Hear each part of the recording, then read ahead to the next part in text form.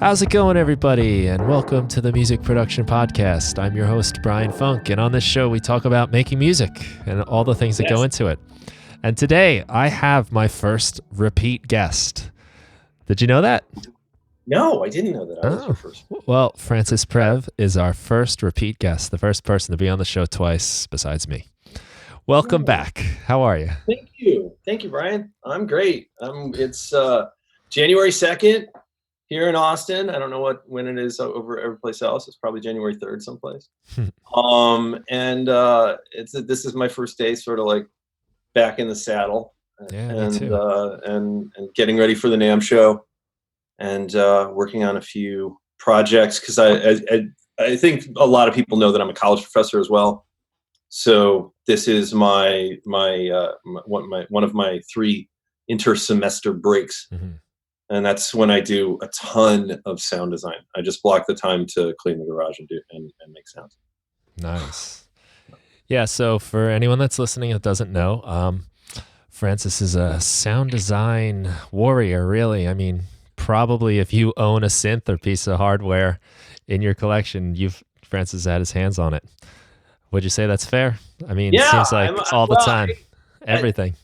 Certainly the past 3 years. You forgot Vape Bro. I'm also a Vape Bro. But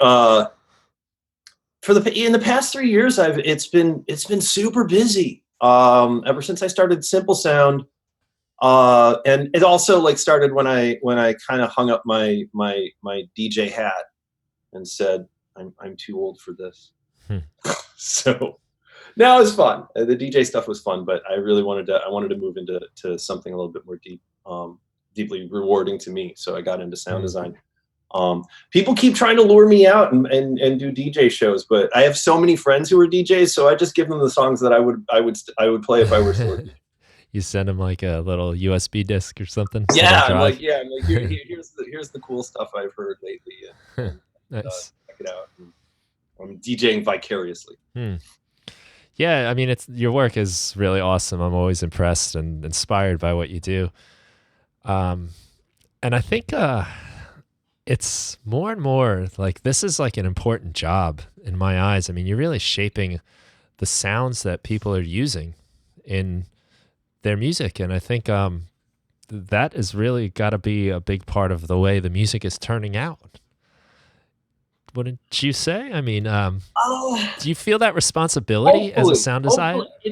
It's interesting because as a sound designer, I end up working on a lot of factory banks of sounds. Mm-hmm. So I have an understanding that the stuff I've got to make is both going to identify the synth forever, like because so many people just use the presets for it. It's like D50 and Digital Native Dance or Fantasia. So many people identify the sound of a synth with the sound of its presets that when you're doing factory banks, half of your job is to really play to the strengths of the synth and really make some stuff that's unique to that synth, that's identifiable to that synth. That way you can tell the D50 from a DX7, not that they would sound the same, but and then the other thing is you've got to make sounds that are useful out of the box. So you can have a certain amount of stuff that's fashionable. But you've really got to make stuff that's going to appeal to a wide audience. So without being vanilla, those are the 3 tasks when you're doing a factory bank. It's got to be unique to the synth. It's got to be generally useful or versatile for a wide range of genres. And then it's got to be unique enough that you're that they could hire anybody else, so you've got to kind of have your sound. This sort of like Venn diagram of things you have to hit. Yeah, that's exactly it. If that would be the Venn diagram. Is unique, usable, and distinctive to that synth. Right. And I know sometimes when you go to the store, you try the presets out. Sometimes they're, I think, designed to... I will give a free Simple Sound. I don't mean to interrupt, but I will give a free, because I'm going to vape a lot. I will give a free Simple Sound pack to the first person who writes in all caps, "Quit vaping, bro."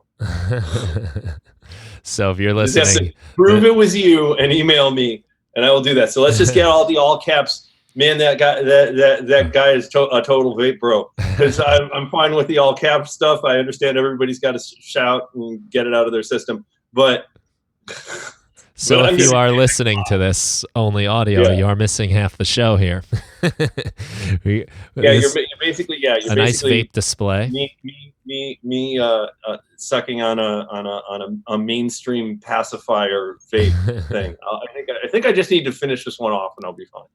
Anyway. Well, we're also representing the fictional company thing too. We noticed I got Skynet from Terminator. Oh yeah, we're wearing our fictional corporate T-shirts. Yeah, that's so funny. Do you have more than one? I don't think so. I have a Groove Shark shirt. Does that count? Well, we've got yeah.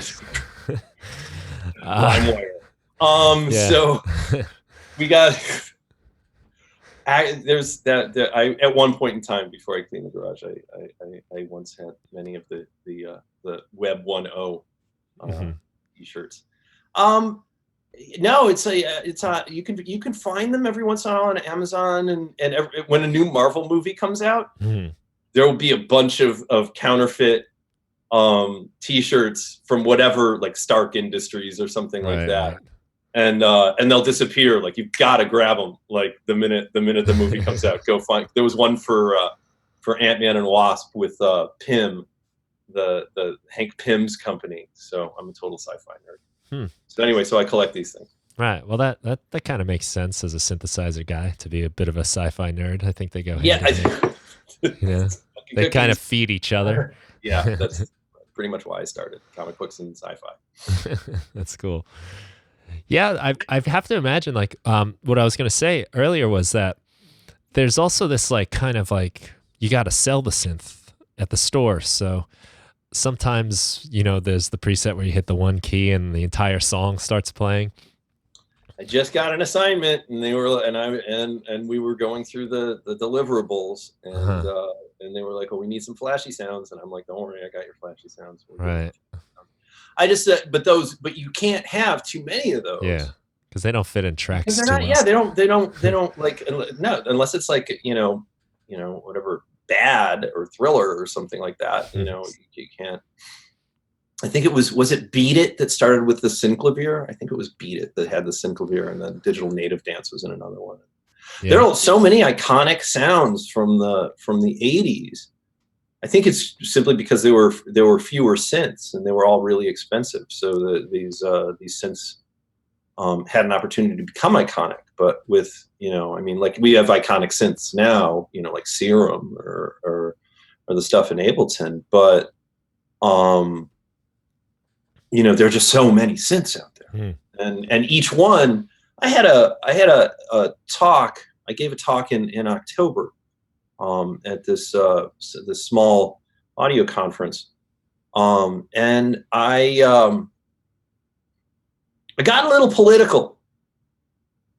That's my political face. I got a little political about synthesizer design. The reason being is that many, certainly not all, but many synthesizers that are out there are all still based on the Minimoog architecture. I mean, fire up any one of your soft synths and you will find 3 oscillators, a filter, some envelopes, and some LFOs. And I was like, that's an excellent design that has stood the test of time since 1991 or 1971, if we're going to be specific, is when the Minimoog came out. So yes, we've established that that is a useful format for a synthesizer. However, come on, peeps. let's. So this West Coast thing is interesting to me, and I see why people like modular, because they want to break out of that. Yeah. But I think it would be. I have some of my own ideas that I'm definitely not allowed to talk about. That I'm talking to a couple of companies about with regards to the possibility of taking my 20+ years of experience doing this and saying, let's create a framework that'll last another 50 years that isn't 3 oscillators and filters and that. And there aren't that many ways to do it in a way that can be consistent. So that's been the game that I've been playing as a moving kind of slightly moving away from strictly being a sound designer into territory that's a little bit more like Eric Persing and Spectrasonics or Axel Hartman and everyone. I don't know if for those of you who don't know who Axel Hartman is, Google the name and you will find that he has designed either the interface. He did a bunch of stuff for Moog. He has designed either the interface or contributed to the specifications of tons of hardware synths for the past 20 years, 15, 20 years. Yeah. Wow. So you're venturing into like instrument creation in a way. That's an area that's very interesting to me. And I don't want to do it.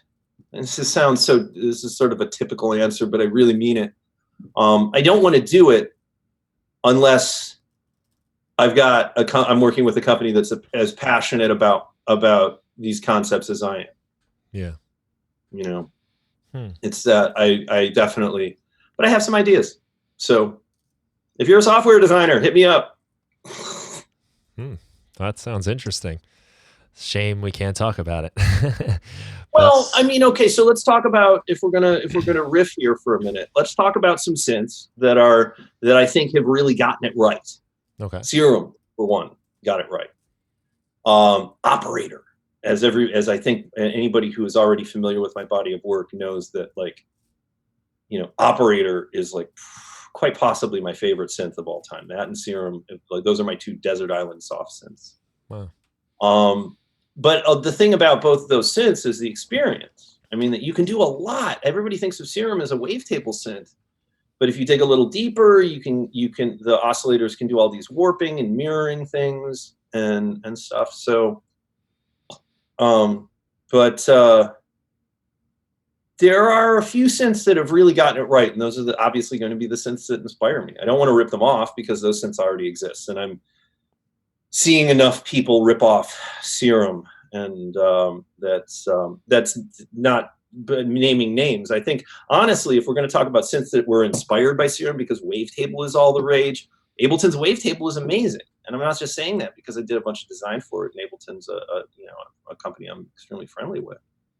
I'm saying it because the way you can pop everything open in the main screen in Ableton and really and see everything all at once. Yeah. That's really innovative in terms of what Wavetable did. And that's another thing.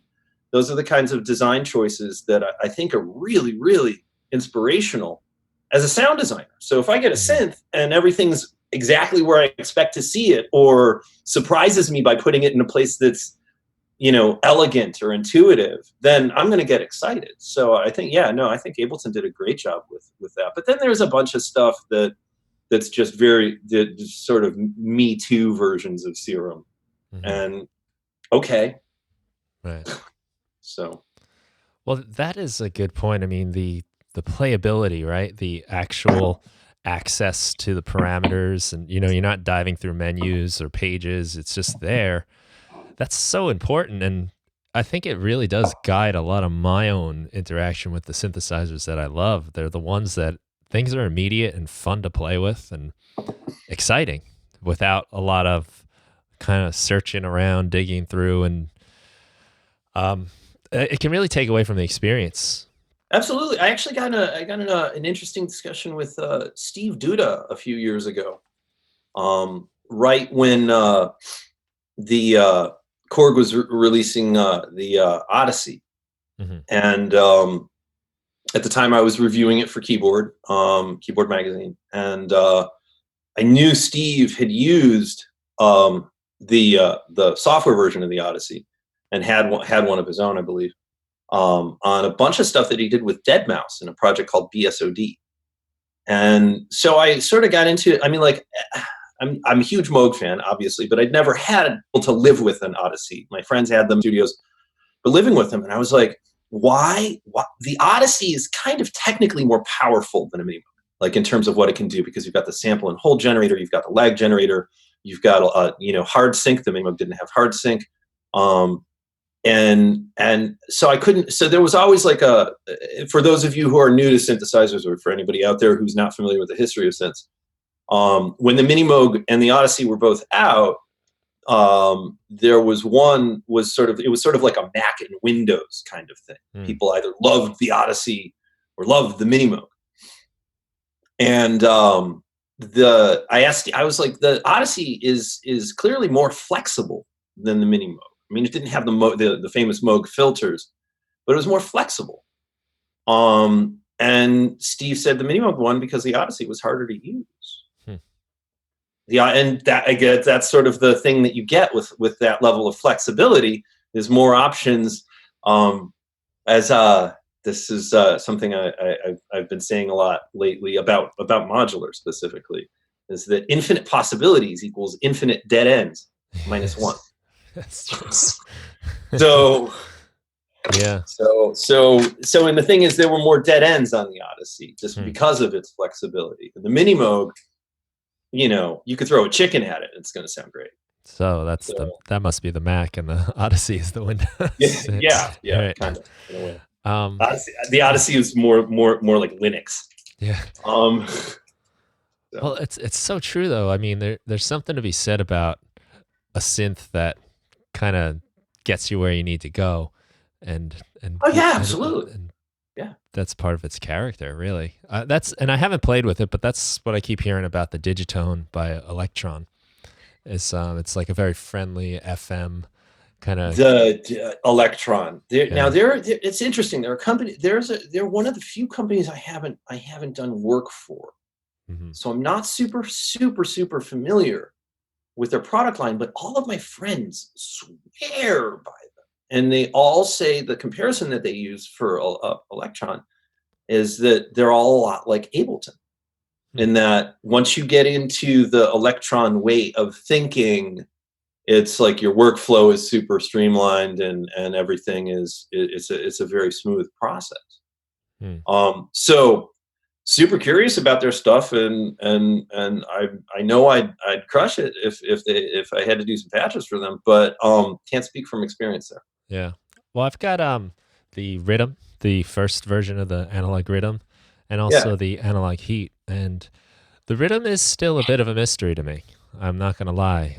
There's a lot I don't know about, but the things that I've discovered and learned are really cool. A lot of the like trigger conditions where you can set up like a certain step to have, maybe it only plays the first time around or the last time around or 10% of the time. You can do some really cool stuff with it. And the synthesis of the drums themselves are really nice. There are echoes of that from what I understand. I know what you're talking about with regards to some of these ways of embedding certain types of automation and behaviors. Who did a really good job with that? And again, since I'm not an Electron user, I can't do a head-to-head comparison. But man, Roland got it right with the TR-8S.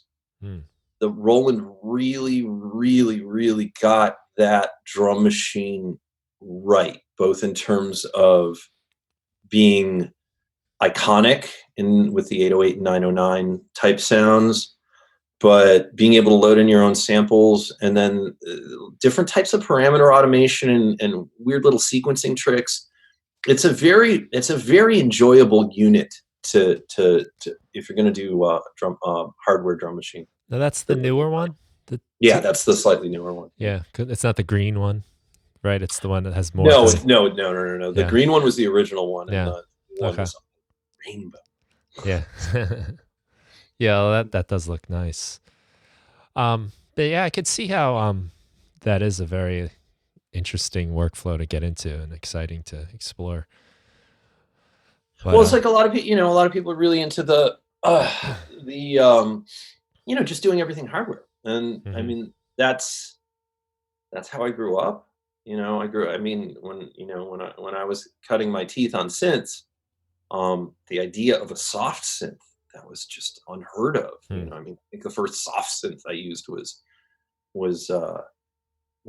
Neon, or which was the first VST in Cubase. And then shortly, like right around the same time, I also I don't know if you know this, a little bit of Francis trivia. I was the program director for a company called Nemesis that made Giga Studio. Oh Remember yeah, Giga Studio? I remember Nemesis anyway. Yeah, Nemesis made the Yeah. first sampler that everybody now, the standard for samplers is to, when you're using a soft synth, and you're what most, not all, but a huge majority of samplers do is they load the first half second of the sound, or a very short period of the sound, on the key. And while you're playing the key, the sampler goes and retrieves the rest of the sound from the hard drive and spins it in real time. So they'll refer to it as streaming from disk.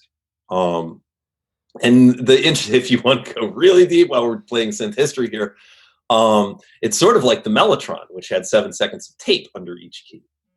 So this company they were based in Austin, and they had this really cool innovation, which was being able, treating the sampler, because prior to that, a sampler could only play what was in actual RAM. And they came up with the idea of, well, let's just load just a tiny bit of the sound into the beginning of the sound into RAM. And because RAM was very expensive in the late 90s, when that was 20 years ago. RAM was very expensive in the late 90s. And but hard drives were much more affordable. So they made these gigantic instruments that could never have fit into RAM. Wow. And they had this product called Gigasampler. Wow. And it can get that fast where it just plays a little bit. That's what everything's doing. Yeah. Wow. That's what I mean. It's like, yeah, cause especially, well, now with SSDs, it's immaterial because SSDs are so fast. But yeah, the thing with getting multiple samples off of a disk in real time is that the disk has to access it. But once it accesses it, it can start spinning it into a buffer.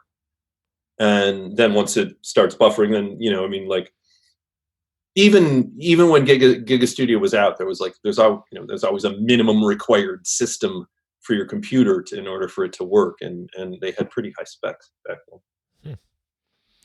So a little trivia there, folks. Yeah, it's been a long and colorful backstory. Nice. So you just put out a cool little pack with your students, a serum pack, and there's a lot to talk about with your serum work, actually. I want to just make sure, I get to it too. So first of all, you got this free pack, but you also got the Toolkit 3 that came out. Yes. And so Toolkit 3 comes, I release a toolkit every 3 years, or not every 3 years, every 1 year. Toolkit 3 came out. Sorry, my brain's going a little too fast. I need to stream from disk. Yes. I do a toolkit every year, and I've been working on Serum since before it came out, because I've known Steve for quite a while. And this year is the Toolkit 3, and what I wanted to do, because a lot of people are like, oh, we have all our own wavetables, and they're designing their wavetables, and that's really neat. And that Serum makes it a fairly straightforward process to design your own wavetables. What I wanted to do was I wanted to get into what a lot of people don't know about Serum, is that the noise generator can load samples, your own samples. I originally did a bunch of the noise. There's a folder inside the noise generator of Serum called FP Inharms, for inharmonics. And I wanted to do something that was a little bit like the D50's inharmonic stuff, and a little bit like the VFX's inharmonic stuff, which is this weird sort of tuned noise kind of sound. So what I wanted to do with Toolkit 3 is grab all the things in my studio that make noise acoustically, or electroacoustically. Like, I've got a Stratocaster, I've got a Takamine acoustic guitar, I've got a xylophone, a bunch, just a bunch of stuff. So I wanted to load those samples into the noise generator, so those were all custom. And then I also wanted to I did a bunch of stuff physical modeling, and I loaded those into the noise generator as well.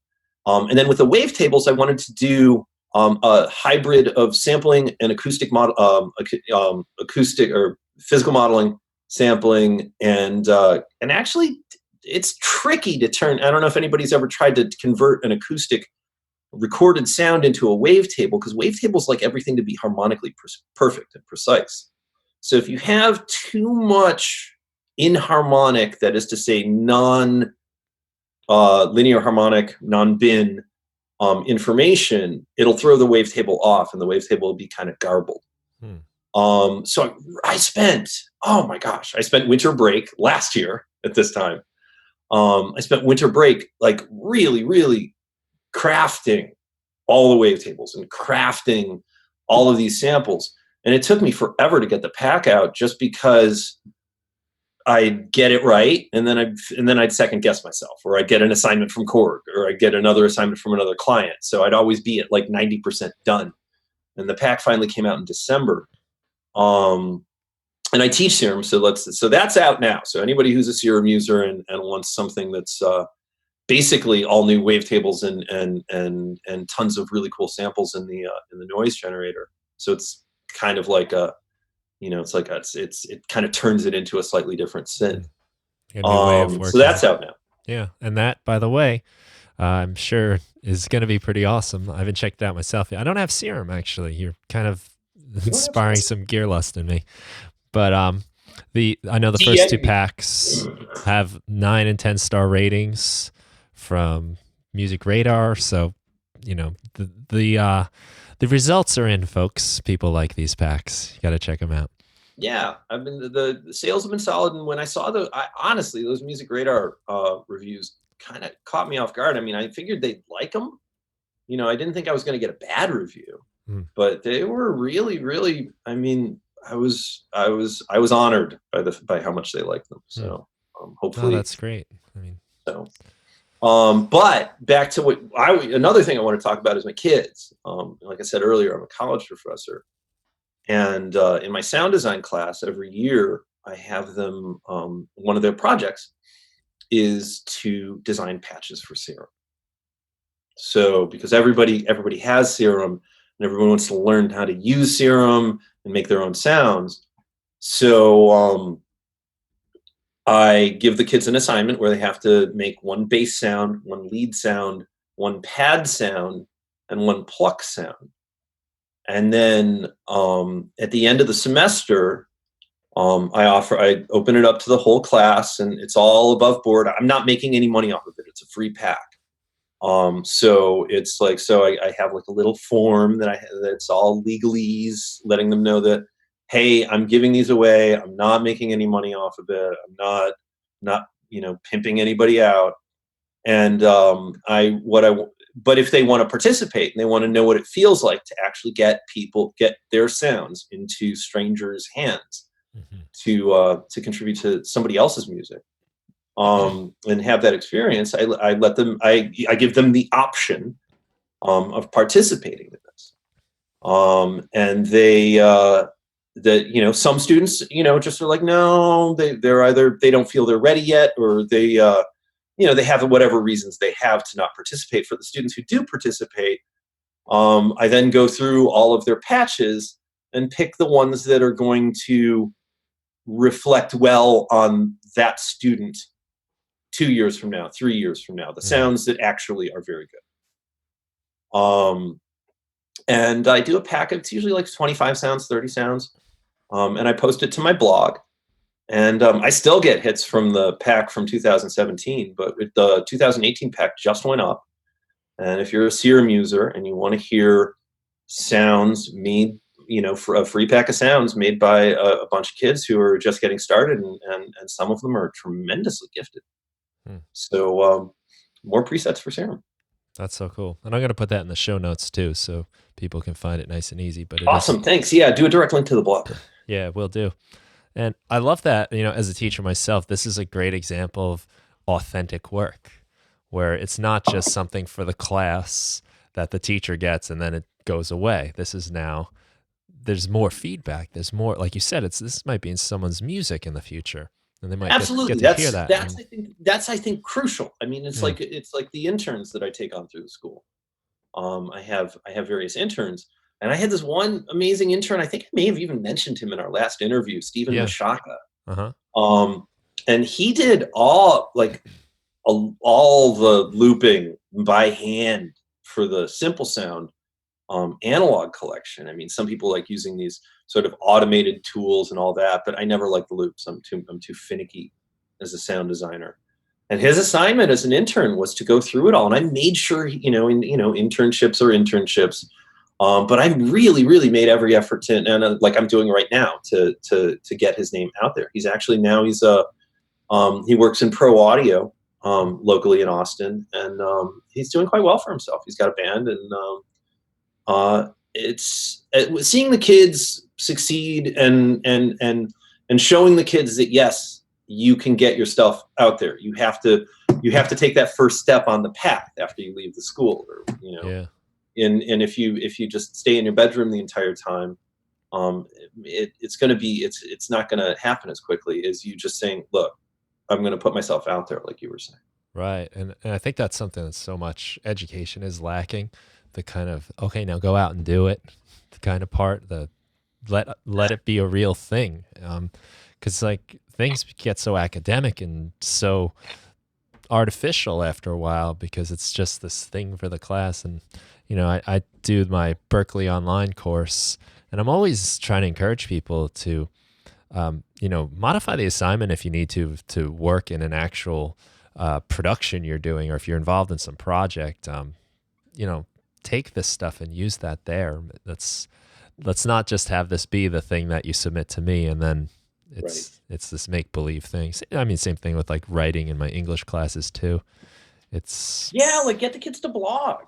Have your kids just say have them get a blog and or I mean, I know people don't really blog anymore, but put it out there. as an Have audience. people react, and don't sweat the all caps comments. It's like, I rarely read. I mean, like, every once in a while I'll do an interview, or my loop talk. I was very, very the talk I gave at Loop in Berlin. I was very pleasantly surprised at how nice everybody was in the YouTube comment thread. Yeah. So. Yeah, but there's always that's part of it, and yeah, well, it's hey, at least you struck a chord in someone, you and most of the time you find it's as everybody says, everybody has a bad day. Exactly. If you have a bad day, don't take it out on me. Yeah. Don't take it out on your cat either.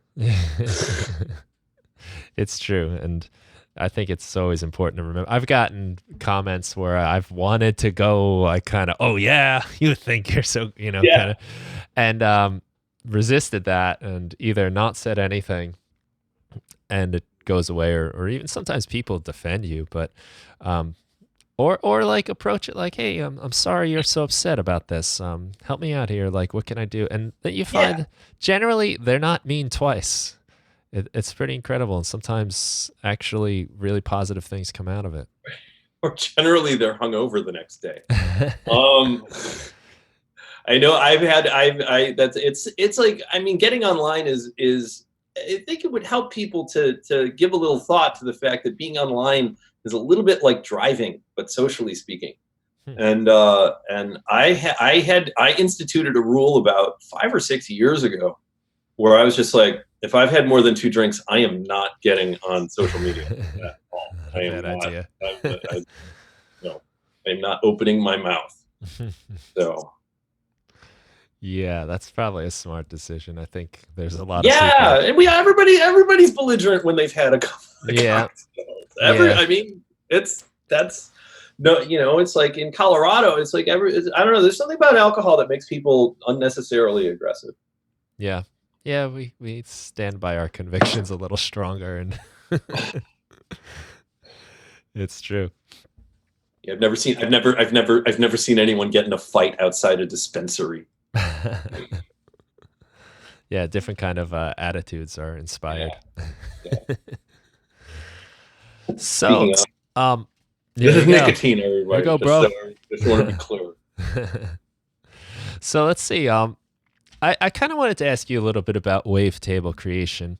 Um, because I think part of the reason, in Ableton's wavetable, you're not technically able to insert your own wavetables, though there are No. people that have figured out workarounds and hacks to do that. If you do a little search, I'm sure you can find something. But I think the reasoning was just because of how difficult it is to get something to sound good. And now I'm thinking about what you're saying about like using a Stratocaster. There's so much inharmonic material, and you're not getting a clean waveform when you Nope. play that at all. So, Nope. how do you? First of all, I guess how long is the sample to begin with, the wavetable itself, and then how do you go about cleaning that? What's the process to that? There are a couple of workarounds. It's like one is when you're use your tuner. Like if you can like a single guitar string with that is properly tuned, okay, is not going to waver too much in pitch. So in Serum Toolkit 3, you'll find some of the wavetables are a little unusual. You'll see like a little jitter in the waveform going back and forth as you scan through it, and that's an artifact of it. But I design with my ears. I know people who design with their eyes, and I'm like, that's not how I don't hear with my eyes. So I design with my ears. So if I do a wavetable that may be slightly incorrect, if it sounds good, I'm going to use it. Yeah. If it works, incidentally, about Ableton's wavetable, I did a bunch of the factory wavetables for that. I took a few requests. There were a couple of things like vocalish things that they wanted. But that's also understanding how formats work. So what I did with regards to, if you're going to try to capture acoustic sounds, it's really about the tuning. Mm-hmm. And all right, I'll give everybody a big secret. You can, if you take your acoustic sounds, and I actually didn't do this because there wasn't anything that I needed it with. My acoustic guitar, my Takamine was fine. The xylophone stuff was really short. I generally use that as samples. I did a bunch of the wavetables using physical modeling, so I had a lot more control over the harmonic content. So I babysat my wavetables. But if somebody wants the quick and easy, painless path, auto-tune. So there you go. There's the secret. Hopefully this will go viral once everybody realizes that if you take your acoustic instruments and you run them through auto-tune first, you can tie together their inharmonic content a little bit more. Yeah, that's a good idea. I mean, even when you tune your guitar with a tuner, a lot of times I'm tuning the E string. It's sometimes like flashes to a B or some sort of like harmonic frequency. G sharp will pop up, B. But that's usually in the attack of the sound, because in the attack it's just chaos. Mm-hmm. Like because you're pulling the string back as you play it, when you're pushing it forward if you're picking it. So when you push the string forward and release your pick, there's like this burst of pitch chaos. And that's what we call the attack of the sound. So I could see that happening. There's another thing also when there's getting back to Ableton. There's another little secret. I'm currently finishing up a masterclass for the magazine and electronic musician, and I'll post it to my blog. I always reblog. If anybody's following my blog or my Apple News channel, I have an Apple News channel where I do this as well. I'll repost my master classes. The magazine likes it because it drives more traffic to the magazine, and I get to speak to a little bit more directly to my audience. But I'm doing the thing that everybody should go discover. I have a big tutorial on this. Is AMS files in Ableton. Do you remember AMS files? Do you know what an AMS file is? Are those when you extract from Operator? You can right click and then get the little file out of Operator? Yep. I've never really played with it. I mean, only really know that you can do it. Well, tune in next month. Okay. um, don't forget to subscribe and like. But there's the AMS files. I go through AMS files in extraordinary depth in this master class, and I talk about, because they've been in the funniest thing is that these AMS files are ridiculously powerful, but you kind of need to know. You need to know what they are. You need to know. You need to know how to use them. But they've been in Ableton since like version like 5, 6. I mean, like they've been around for a long time. And everybody gets so dazzled by the new stuff. And of course, yeah, wavetable's awesome, you know. And then all the physical modeling stuff like collision and all that. That's just amazing, amazing stuff. But lo and behold, way back when I think it was Operator 2 introduced it, that there's this little thing called AMS files, and they're ridiculously powerful as a sound design tool. So I do a masterclass on that. That sounds fun. Yeah, so as you like draw your own waveforms inside Operator, you can just right click on them and just create the AMS file. And you can create the giant line. I mean, because you can't, if you're in Operator and you're using the harmonic editor, if you look in the waveform pull down in Operator, it's just the standard waveforms. And I always wondered why there was no way that for you to be able to add your own waveforms to that pull down. And then with AMS files, you can just drag them back in. It becomes a user thing. So that's one thing. And that's just one thing you can do with it. So you can have your own little library of these additive oscillators for Operator. And if just in that library, you can just very quickly get to things you want. Like if you want widely spaced bell harmonics, or if you want something, if you're playing with it and you come across a vowel like an ah or an oo that normally would require a lot of tweezer work, you can just right click and hit export AMS and save that stuff. And I guess drop those in the sampler, right? Yeah. Have some fun there. I think I know what I'm going to do tonight. Yeah, no, go play with it. Go play with it. Yeah, that's cool. Because it's like a thing like, I learned and I was like, okay, I don't really know why I need this, but yeah. Well, if you could say, I mean, it's really Operator is an additive synthesizer. Everybody thinks of it as an FM synth, and yes, it's an FM synth. But it's an FM synth that is also an additive synth. Because you mind explaining the difference? Because we start getting into like very technical nerd land here. Like we got frequency modulation, but is there any other land? All right. So frequency modulation synthesis was designed by John Chowning at Stanford, and if you watch his interviews, he will tell you that he discovered it by accident because he was playing with a modular and he was modulating the pitch of one oscillator with the output of another oscillator that was operating in the audio range. It wasn't a low frequency oscillator. It was just an oscillator. And this is a long time ago, isn't it? This like late 60s or 70s. Predates like the DX7 and all that. No, DX7 went until the 80s. Yeah. It's like it took a while for computer processing power to reach the point where you could do it in real time. Okay. So because he discovered it in the analog world, what happened was he took two oscillators and he tuned them to the same pitch, but had one modulate the other, and that gives you a 1-to-1 ratio. So for those of you who are just getting started, okay, so so now I'm put my professor hat on. Put the vape down. Okay, so FM. Okay, so the frequency of a waveform determines its pitch.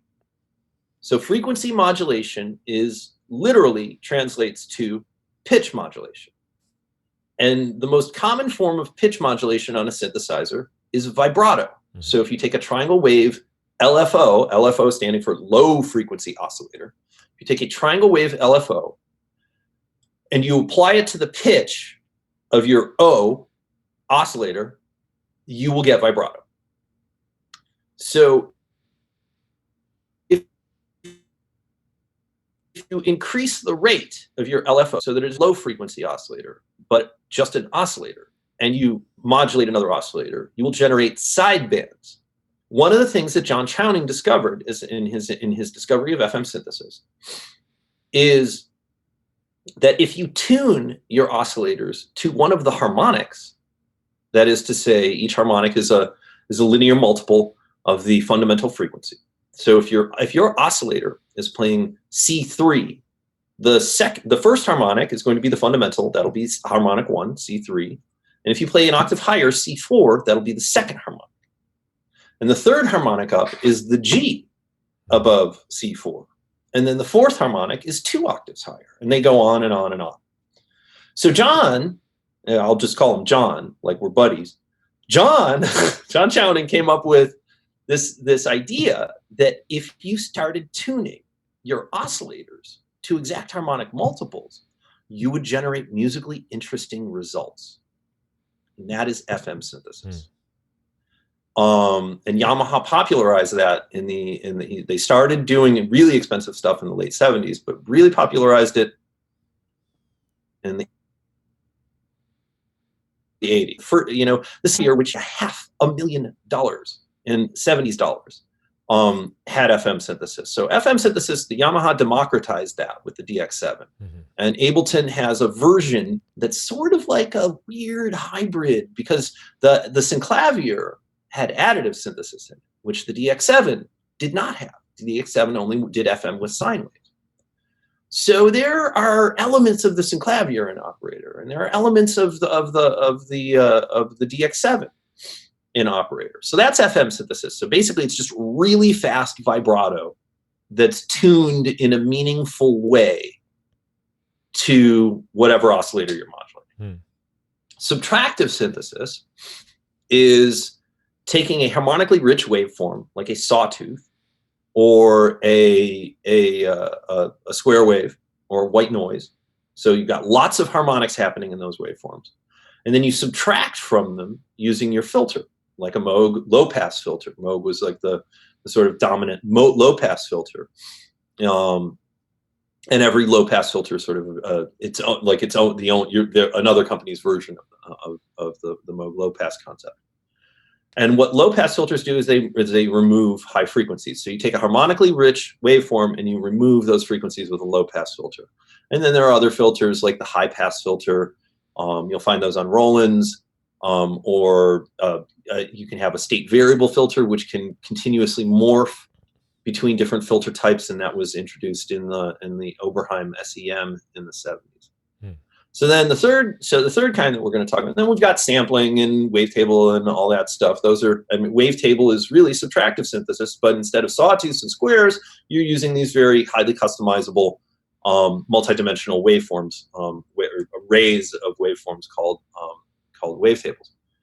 And then additive synthesis is actually diving in and controlling each of those individual harmonics that I just talked about. So that first harmonic, second harmonic, third harmonic, etc. And you can adjust the levels of each of those harmonics individually, adding them together, hence the name additive, and then design your own sounds really kind of almost at the quantum level or the molecular level, because you're controlling the volumes of each of these sine waves. If you want to get into history a little bit more, the first additive synth, the main of the 20th century, we could go back to the pipe organ, but I don't feel like going all the way back to that. But was the Hammond B3, or if you want, the Telharmonium by Thaddeus Cahole. But what we're talking about like the mainstream one. And the Hammond B3, you've got these drawbars, and each of those drawbars correlates with a harmonic, and they're done with these little spinning bakelite discs and tone wheels inside the organ. And by combining different drawbar combinations, you're adding together the different harmonics to create the sound of the organ that we define. So in operator, you've got control over 64. The Hammond B3 had 8 or 9, and if you want to get into the percussive stops and that sort of thing. But getting back to operator, operators got this array of up to 64 harmonics per oscillator. And you by changing the volumes of those, you can create your own sounds by adding sine waves together, hence the name additive. That's cool. And I never really thought of it that way, but it's true. It makes a lot of sense. And they really do have a nice visual on operator, because when you have your sine wave, it's just the one first bar, the fundamental frequency. Yes. And then you just kind of pull up the other ones. It's like the drawbar. I never thought of it much like that. That's exactly what yeah. If you want something that's going to behave like if you're just getting started with additive. So if you're just starting out with additive, there's a little bunch of squares in right next to the sine waves in operator. If you go into that, and there it says 16, 32, 64. If you switch it to 16, you only have the first 16 harmonics, which if you play with it, you'll say, wow, this sounds kind of like an organ, because for that reason, the original tone wheel organs had a fewer number of harmonics that you can manipulate. But it's worth everyone's time, if you just want to get the hang of it and understand what's going on under the hood, is push the 16 button and play with the volumes there. But what, as you were talking about just now, is that's the thing about operator that's so darn cool, and refers to what I talk about in terms of good, interface design. Yeah. Is that, like you said, it's like when you call up a sine wave, you just get the first harmonic. That's what you should be getting. And operator does a fantastic job of displaying that and letting you know exactly where you are at any point in time. And they managed to cram a lot of information into that tiny little window at the bottom of the screen and still have it make sense. Yeah. Yeah, it is pretty impressive, right? You got everything right in there, and you switch right to the envelopes for each oscillator, and then once you combine them, you're basically back to subtractive synthesis with your filter. Yep. Yep. Yeah. I always tell my students that they're not allowed to use the filter when they're using operator. Oh yeah. I think it's once you know what you're doing, fine, use the filter. Or if you're using it, like, you can set up the all carrier algorithm, which is a different conversation for a different day. But if you set up the all carrier algorithm, you can use it as a 4 oscillator sort of analog style synth. Mm-hmm. But I always tell my students that you're not going to learn FM synthesis, and you're not going to learn additive synthesis if the filter's in place, because it's going to confuse you. It's going to take you away from actually understanding the technology. So it's not like I have a problem with filters. I just have a problem with confusion. Right. Well, yeah, there's no filter on the DX7, right? So Nope. That's the other reason. I'm like, you're gonna do it like Dad did it. Yeah. Use this here push mower with no gas. Yeah. We had to walk uphill to school both ways. Yeah. So yeah, no, I had to. It's when I teach, I'm pretty easy to get along with. I'm not difficult with my students, because I'm really committed to their learning. I begin every class. I think I told you this at Lou. I begin every class, and I have been for a little bit over a year now, with the simple statement that I am here to help. Yeah. But I cannot help if you don't let me. Mm-hmm. And it's really that simple. It's like, I've been doing this for a long time, like for the more than half of my life. So I'm really, really, really committed to teaching and getting these concepts across. But if you don't let me do it, I can't do it. Yeah. And people will be like, but I saw this YouTube video, or I saw that. And I'm like, bring me the link, show me the video, and I'll explain what they're really talking about. Mm-hmm. So. Well, it's a good thing to communicate in the beginning, for sure. Just because I mean, it seems so weird to me now, given how much I love learning new things, but and I did this experiment recently in my high school class. How many of you guys hate learning? Almost everyone raises their hand. And it's like, what you like, but they hate the system they're learning in. Right. They've confused it now with just the entire act of learning. So in that That's a way, really good question. I'm totally adding what you just said to my class, oh, because cool. how many people hate learning? I mean, it's like, that's all I do. It's Like, like tragic when but I also remember that feeling. And then in a way, the teacher is your enemy. They're the ones putting you through all this. And so well, it sounds like stating that is it important. sounds like you've cracked that there's a very specific code that teachers need to crack, and that's be interesting. Hmm. So, I learned by example from my high school English teacher. His name was Wayne Chambliss. So I want to honor him because we remained close friends up until he passed away a few years ago. And he was my English teacher, and I'm a writer, so obviously he had something to do with that. And his classes he always picked really interesting stuff to read. And he would talk about like iambic pentameter in a way that made it something I was curious about. He would make you curious about the things that he was talking about, rather than just saying, okay, you have to learn this, and we're never going to let class out, or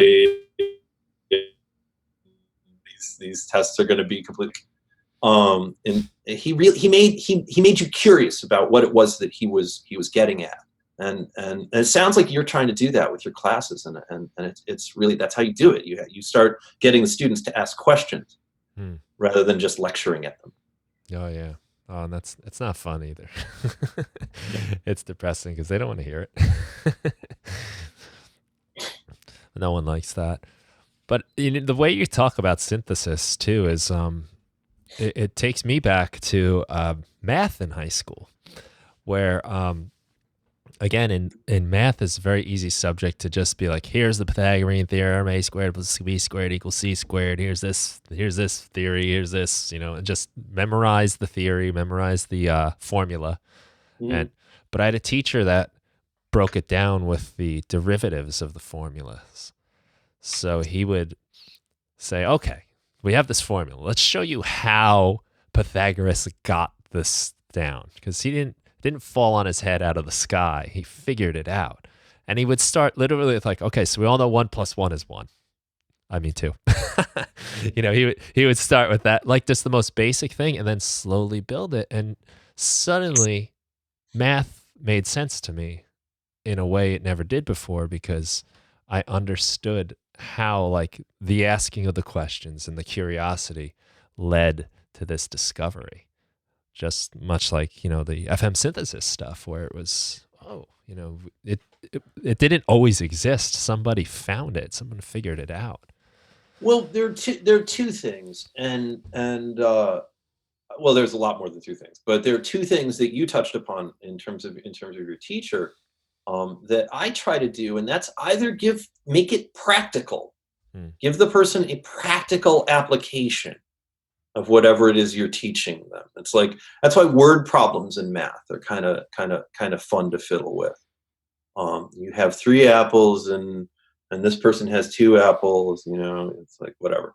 So, but make it real though.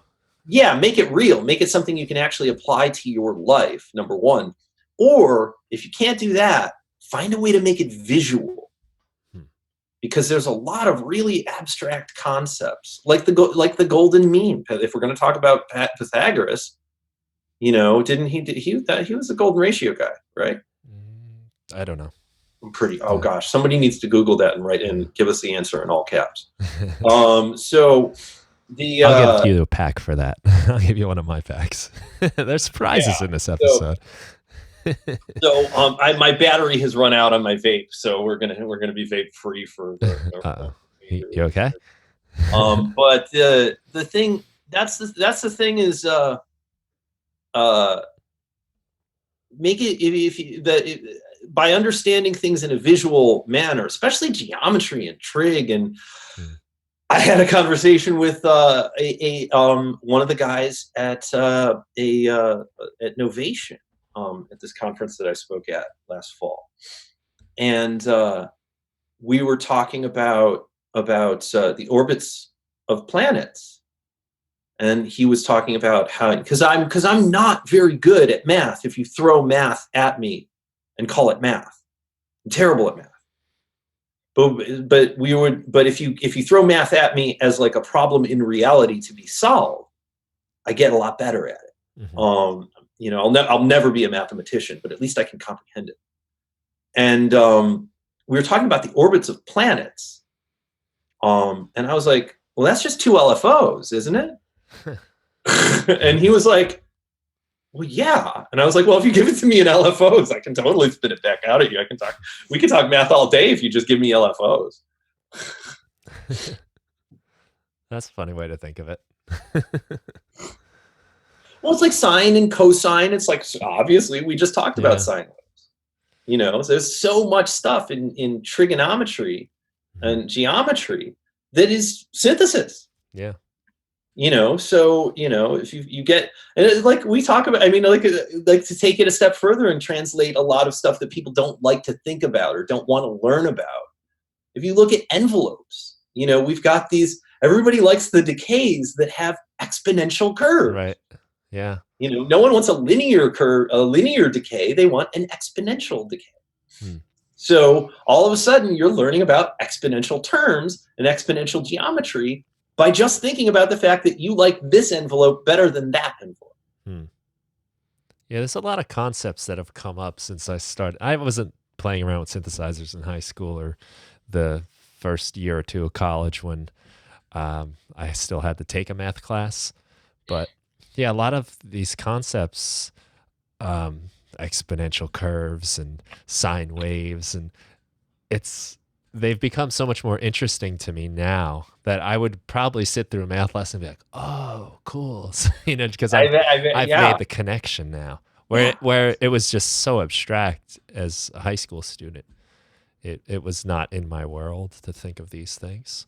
Oh God, no, I didn't want to. And I was terrible at math in high school. And if they could have because I wanted to play with my synthesizers instead. And if somebody could have just reached me and said, "Dude, your synths and this trig class are the same thing." Yeah, well, I don't. Who knows? Maybe it's just one patch cable missing there. Someone needs to. I'd be working for Tesla instead of Ableton. Something crazy, right? Who knows? Yeah, it's like just a missed connection. Designing like the sound of some communication to another life form that we've not yet encountered. I made the excited face just now. I caught myself on the camera going, that's my excited face. Yeah. Oh man, so I just, it's such like an amount of things that you've done. I want to ask you about.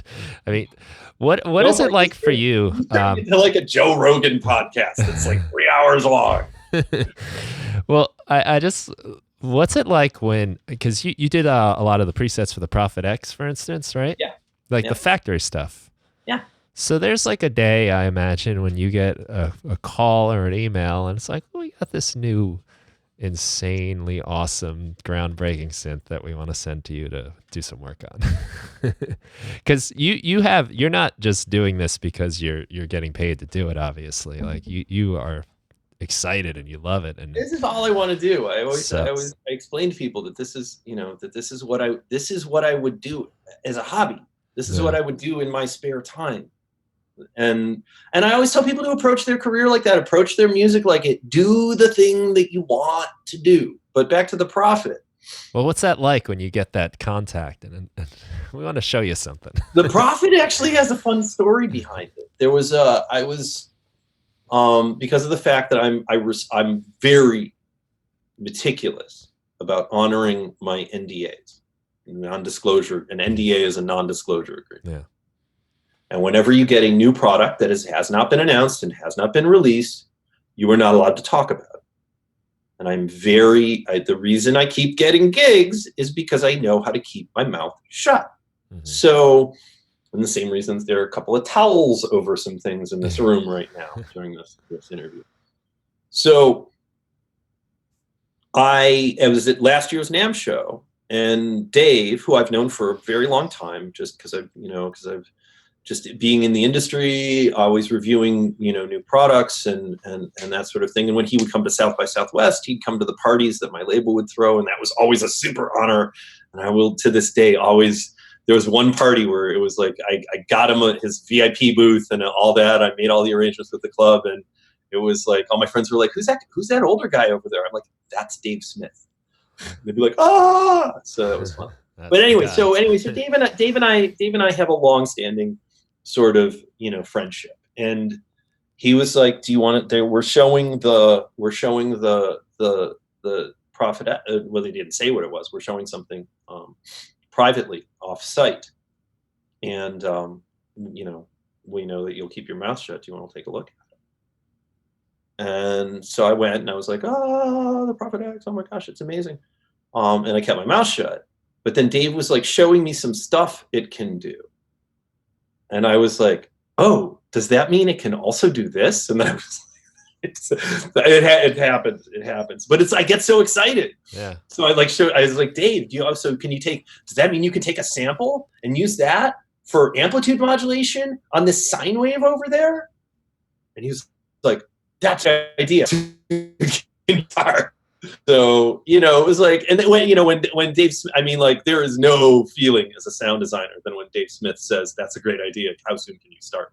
And it's like, and I don't mean that in a braggy way. I mean, like, that's just sort of a day in the life at the NAMM show for me. I really I've worked my fucking butt off there. Now we have an E next to the podcast, but I've worked my ass off in order to get to this place. And so it's like, and it's honestly, as much as I enjoy getting paid, it's not for the paycheck. It's for the compliments from Dave Smith.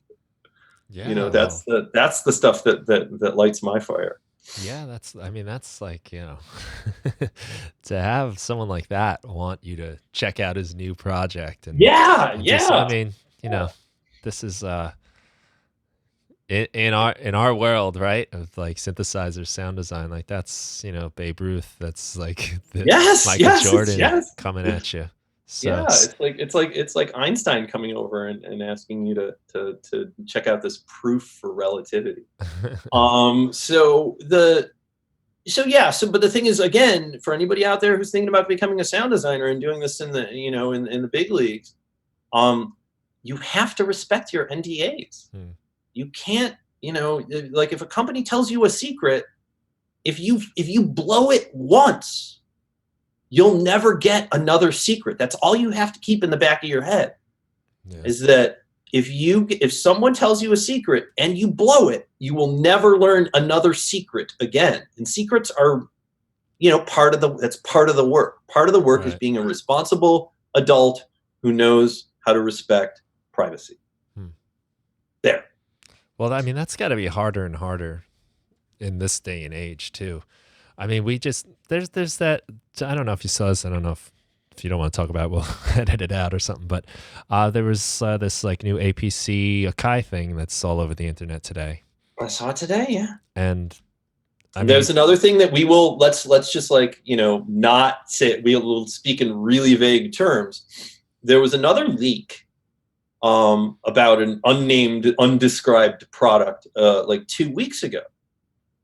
And I actually knew about the product, and I saw this leak happen.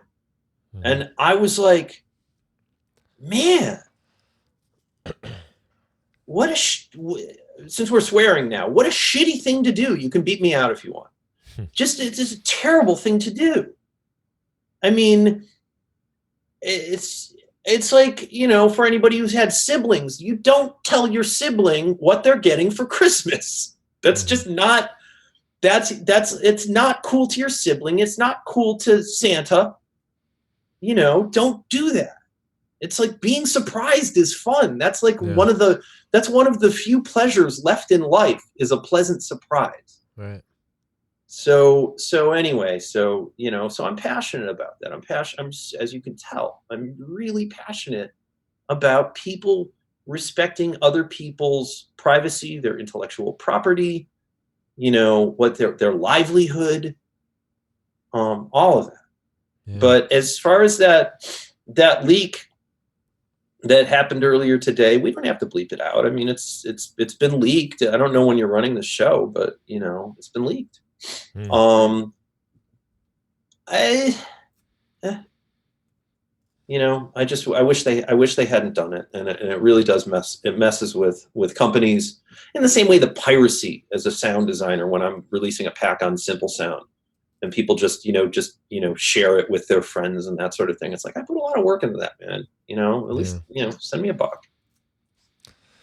Yeah, it always is, and it always lights up the internet too. It's like Yeah. the Yeah, but guaranteed in a viral way, thing. I mean, like, on the other hand, there are companies that will leak their own stuff to get a buzz, so then you get into this weird sort of news paradox that we're stuck in right now. Yeah.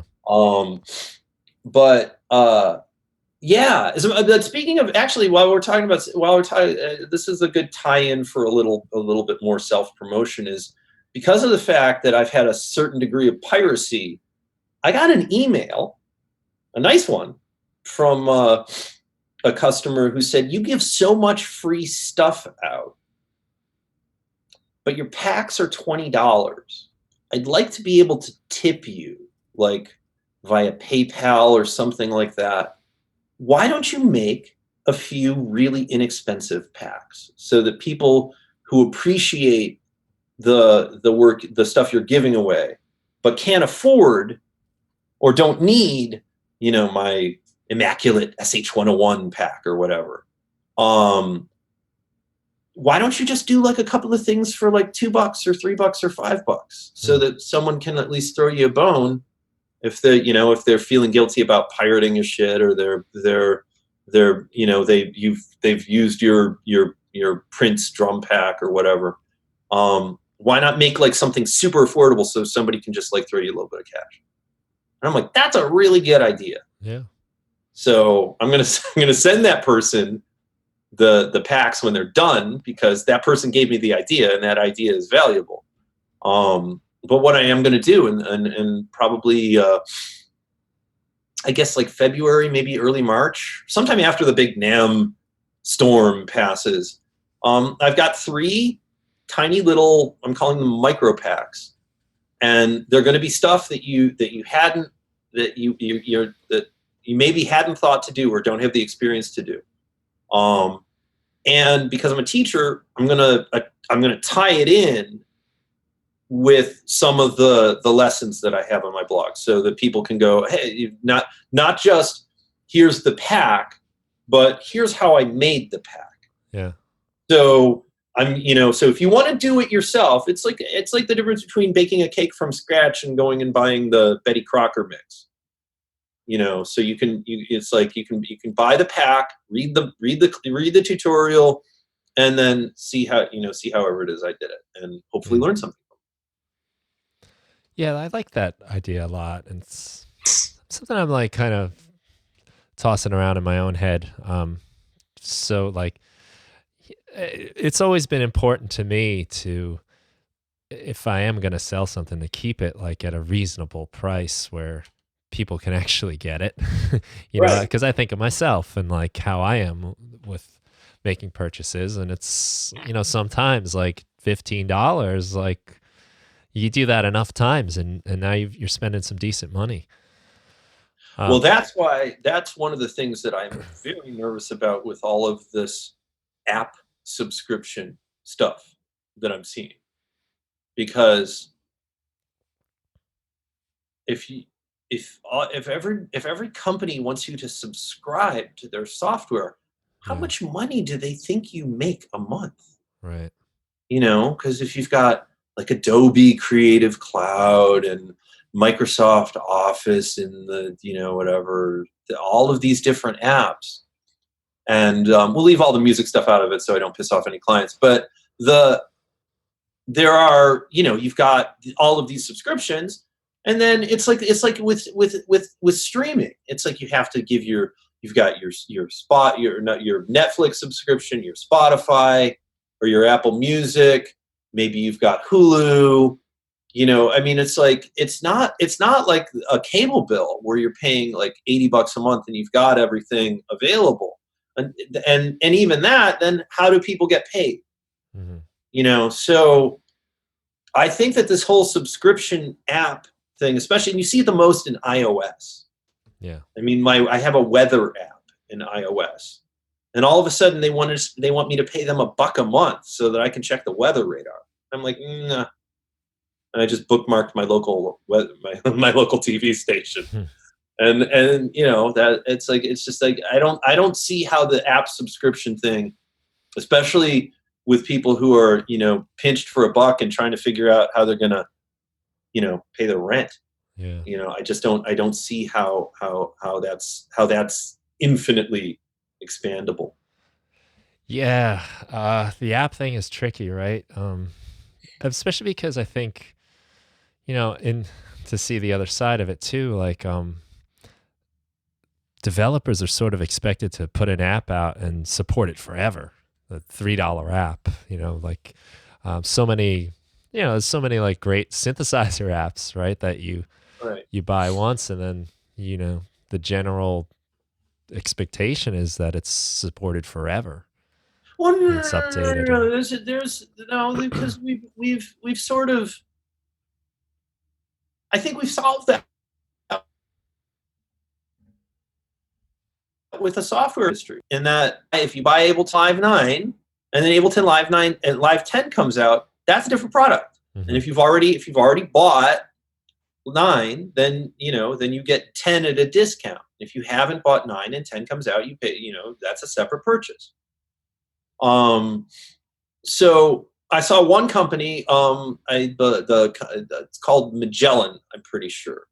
And there's Galileo. I want to say. I'm sorry if I'm getting it wrong. There was a Hammond B3. Back to the Hammond B3. Hammond B3 iOS app, and he came out with version 2. He called it version 2, and it was a separate purchase. And I think people are kind of already conditioned that I mean, unless you're very, very young, people when people are used to that with Photoshop or Office or Ableton Live or different soft synths, that there's version 2 and version 3 and version Yeah. 4, and those are all separate purchases. And I mean, if anybody out there needs a business model, you can make version 2 an in-app purchase. Mhm. So if you're in iOS, I don't understand why anybody. I haven't seen this yet, and I've been covering iOS for 11 years now, and I haven't seen anybody have the stroke of genius to just make version 2 an in-app purchase. Mhm. That way they can sell it at a lower price, like an upgrade. Hmm. So all you iOS developers out there, hi, you're welcome. Well, I wonder if it's like rewriting the app thing. I don't know. Just making it an in-app purchase. All the new features Hmm. that you would have, keep doing the bug fixes. You're going to have to do the bug fixes anyway. But all of these new features or all of these new interface tweaks, that's an in-app purchase. Hmm. Yeah, lots of these questions will have to be addressed, I guess, right? I mean, I Yeah. have a subscription for my work, and I try to Well, keep it as ridiculously cheap as possible, where it's still like kind of worth it to do. Um, you're doing which I didn't know. Talk to me about this. oh, Self so promote. okay, here we go, guys. So it's just called the Music Production Club, and as I release a new pack every month, and when you join, you also get a whole bunch of stuff immediately. So you get like a live performance course I did a couple years ago.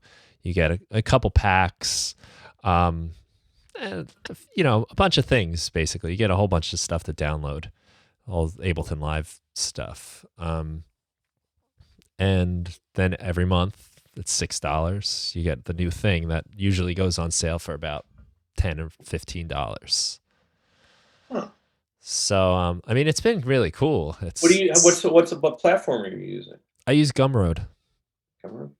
Yeah, I really I've like been Gumroad. flirting with the idea of Patreon. Yeah.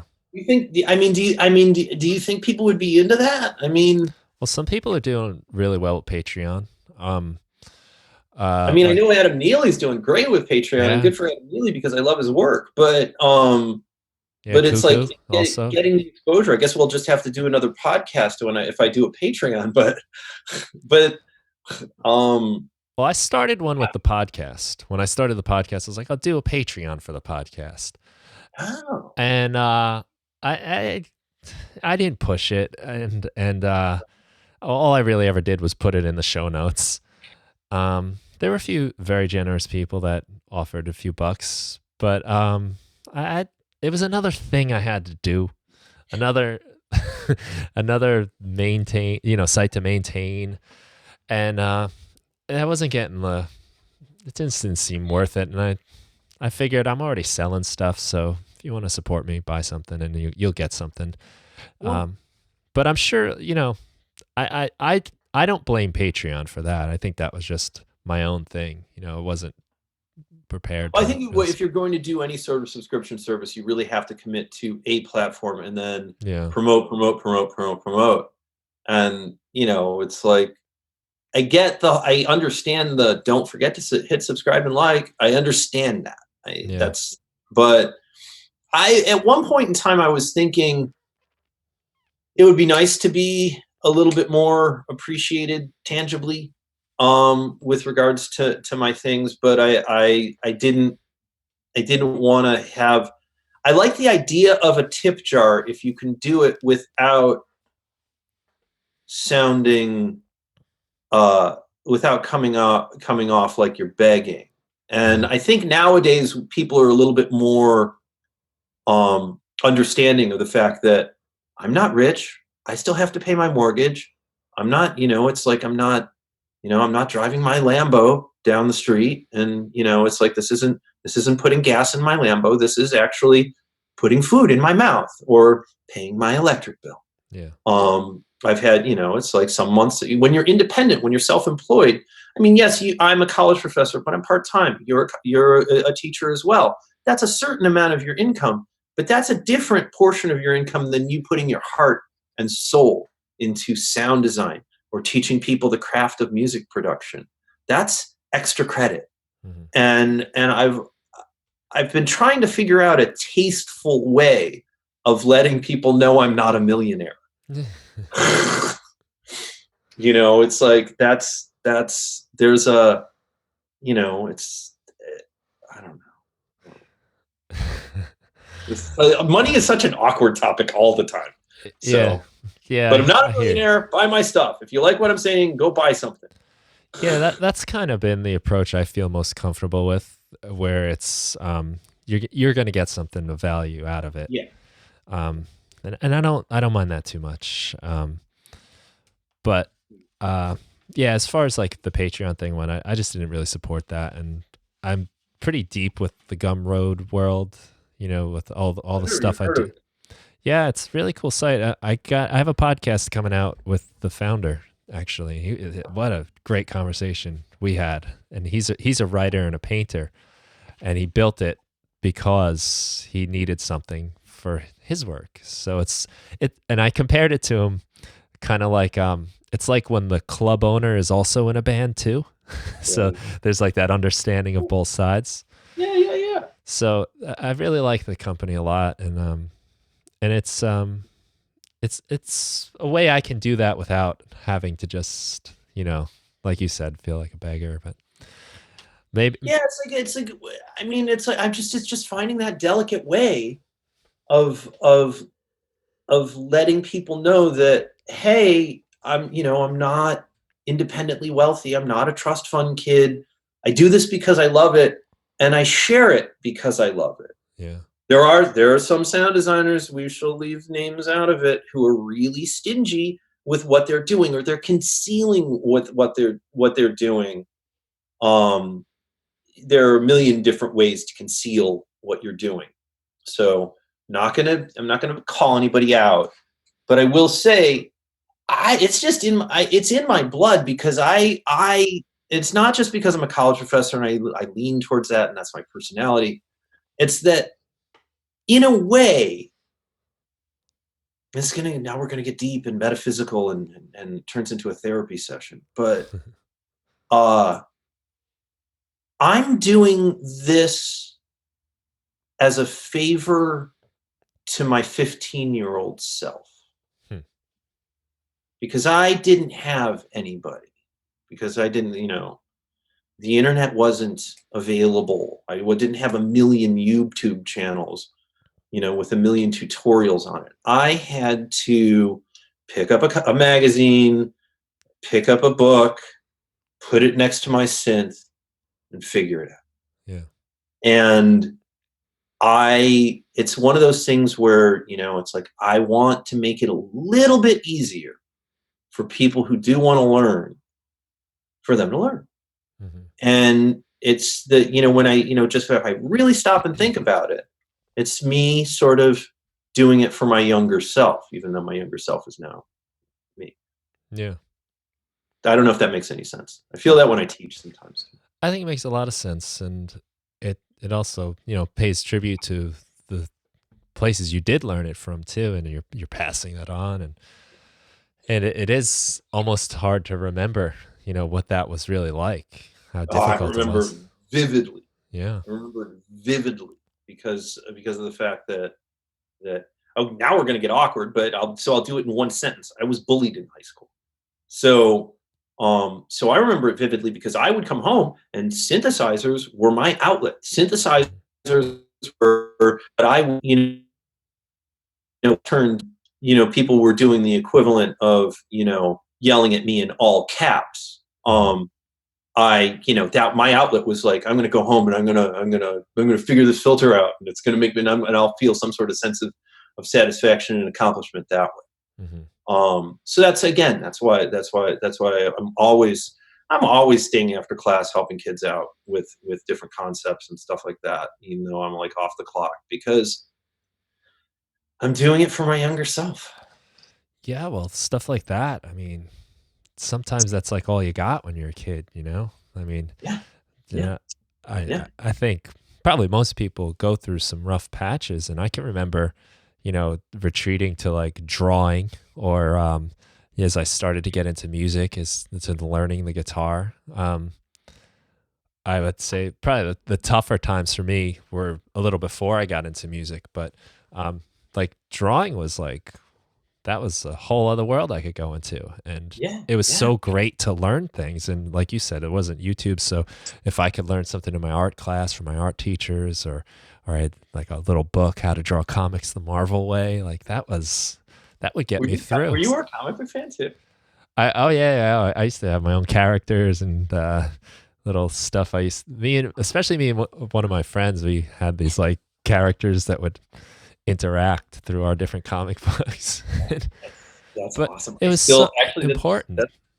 I'm sorry. Go ahead. That was just so important though, that I don't know what I would have done without that stuff, without that escape, without that world. And so when I teach too, like you, like I recognize that this might be like everything to this kid. This might be what they need. This might be their comics or their guitar for Yes, them. yes, yes, yes. You've got to walk that fine line between telling them everything is good when it isn't, because you're not doing them a service that way Yeah. either. Yeah. Um, it's like, but you learn you've been a teacher for how long now? Just about 13 years. Yeah. So you learn there is in fact a way to gently steer a person away from non-productive work habits towards more productive work habits, Hmm. um, without hurting their feelings. And that's not like because you want to insulate them, because life is, if you're going to get into music, you have got to be ready for a lot of Yeah. rejection and a lot of Yeah. hard work. And it takes a kind of strength that not everyone can deal with. But there are some people who are like, just are ready to dig in. But at the same time, you also have students who are trying their hardest, and you want to support that. And they might have a longer path than you. Rather than saying, well, they can't do it or they're not as good, maybe their path is just a little bit longer. Hmm. They've got to run a 100-yard dash instead of a 50-yard dash. That's all. So um, there's a way of doing it, but that was it. I didn't know you were a comic book fan. I'm like, if you had any idea, one of my projects for the winter break is to somehow carve out a day in with all this sound design before I go back to school and before I do the NAMM show, and spend a day cataloging my comic book collection. I'll send you a list. I'm putting it up on eBay. Anybody who wants to hit subscribe and like, I'll let you know when, because there's a bunch of stuff I'm keeping. The X-Men, Uh-huh. the Legion of Superheroes are not for sale, but everything else maybe. Hmm. Wow. 3,000 of them. Oh, wow. I have 6 long boxes. Yeah. So Yeah, that like as a kid, that was like where I would go. Like with yeah, I'd take my like whatever $2 I may have had, and me and my buddies would walk into town, and at least one of those $2 was to buy a comic book. They were generally 75 cents to $1 at that point. You know. I can. Yeah, that.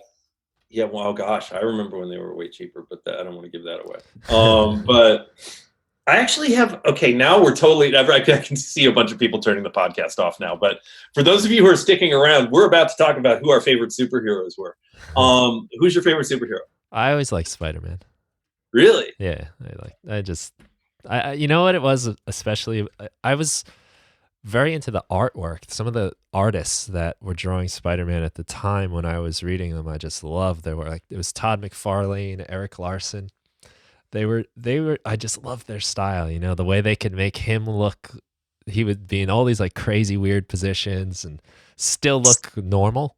I was just Right. really inspired by that. Like it looked like it could actually happen, even though it was totally ludicrous and you know Venom's wild tongue all over the place and slime and I love. It's like I would always, my friend and I had a joke about Ditko hands.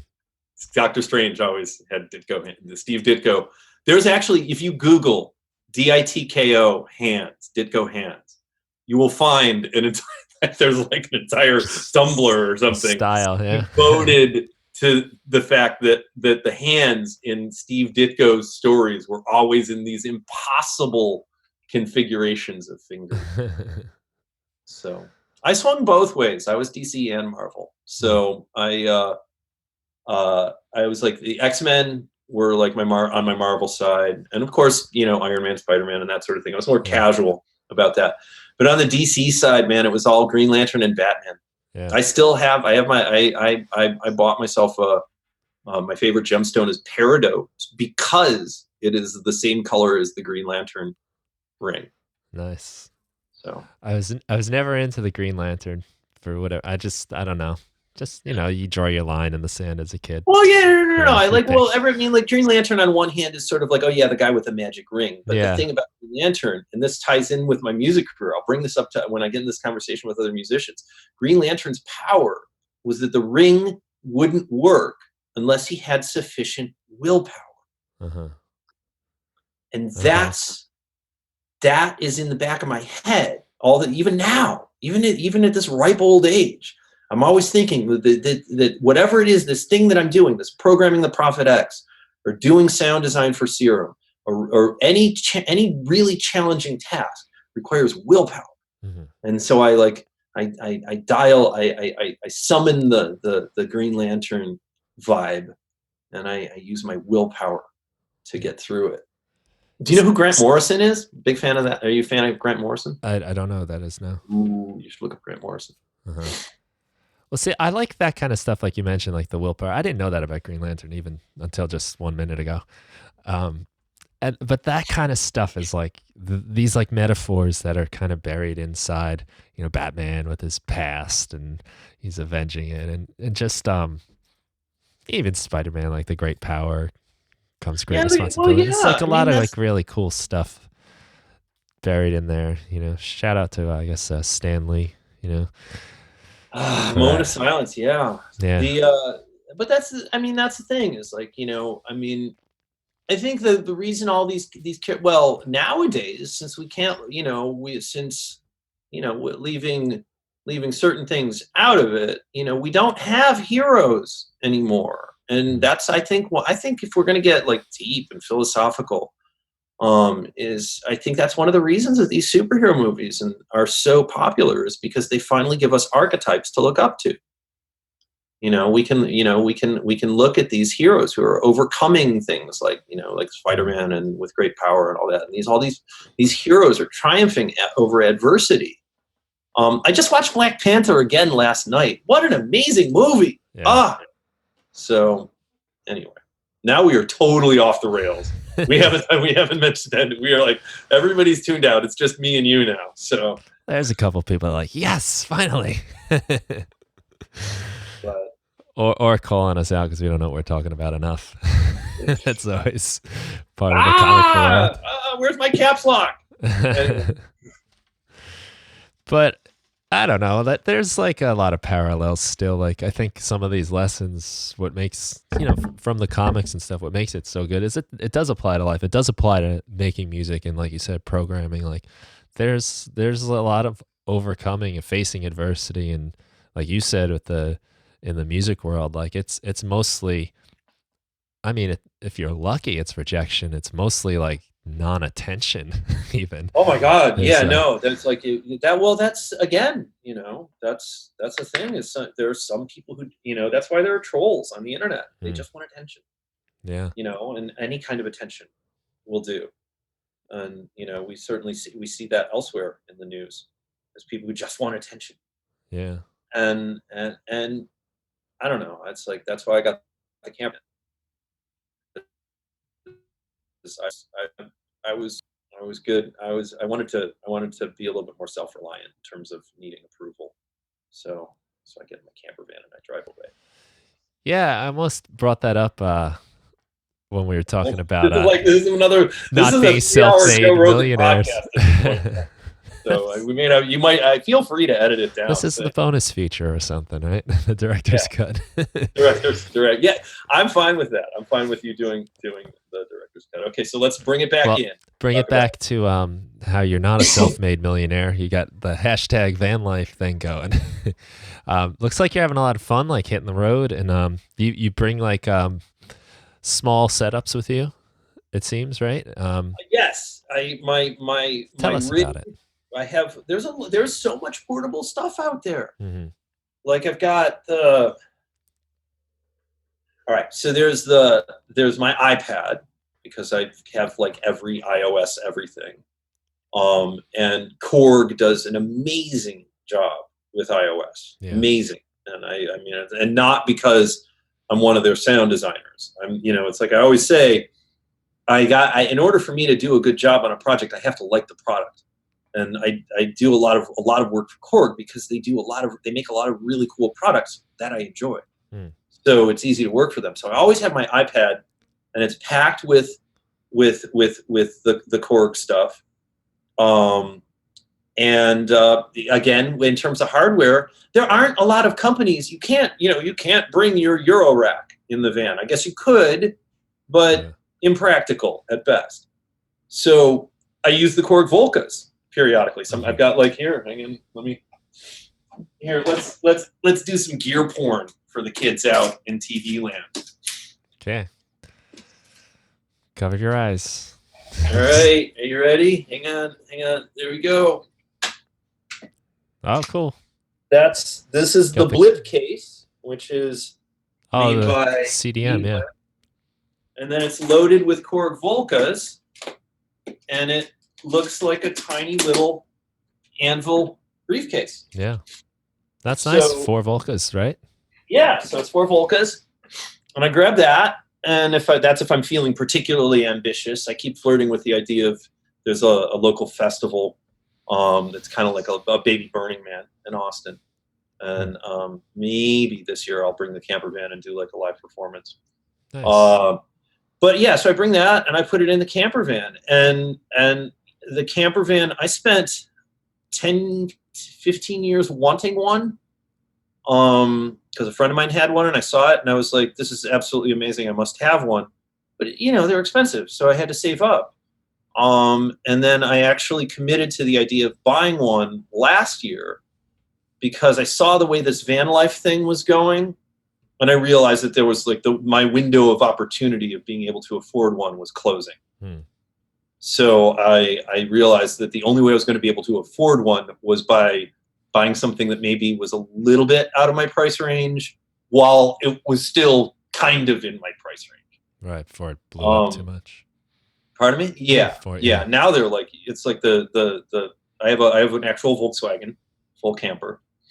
And one of the reasons I bought it, it's like I joke that it's like I'm a cross between prepper and Tea Party. But and I don't mean Tea Party political. I mean Tea Party like a little girl with her bear, and or boy, a little boy. I'm a little boy having a tea party with my bear. Right, or doomsday prepper. Pardon me? Like a doomsday prepper. It's doomsday prepper and a little boy with his stuffed bear having a tea party. Only instead of a stuffed bear, I have a bunch of polkas in my iPad. But I do a lot of field recording. Like I'm actually using it for production, and I'm actually using it because you get a different kind of inspiration when you're in the mountains or in the middle of the desert, or New Mexico, Colorado, Texas are kind of the 3 states that are the easiest to get to and come back, because a lot of people are like, why don't you drive up to Oregon? And I'm like, I would love to. That's 5 days. And it's like, well, it's only 5 days. Yes. And then it's 5 days back. So I have to pick stuff that I can get that's, 1 day there or 2 days there, and then whatever I can decide, because you have to fold both halves of the trip into it. But I was watching the way the world was going, and I really needed to get away from it. And I knew that I wasn't going to have arguments with trees and critters and and streams and mountains. Yeah. So it was a bit of a sort of a sanity check, a way of